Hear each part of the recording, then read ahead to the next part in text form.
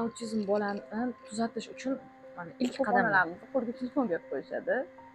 jim Bolani o'tir, jim manga o'tirsin deb ishimni qilib oladi. Birinchi bo'lib shu telefonni berish kerak emas deb o'ylayman. hech narsa qilmasa ham hech bo'lmaganda telefon Hech berish kerak bo'lmaganda, emas. hech narsa qilmaganda ham bolani telefon ko'proq gaplashish kerak. Gaplashish kerak. Men endi Sizni quloq solmasa ham quloqimizni gapirash kerak ekanda.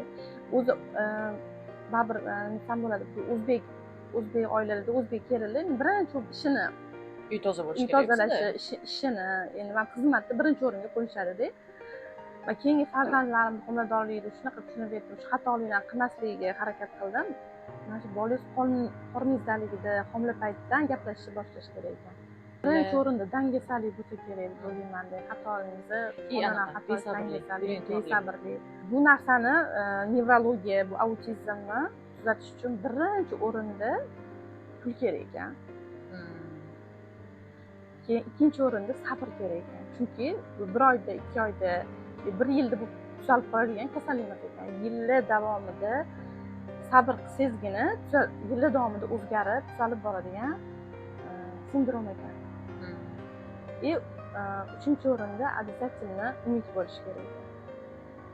Agar 1% bo'lsa ham umidingiz bo'lsa, farzandingizni tuzalishiga birinchi qadam bosgan bo'lasiz.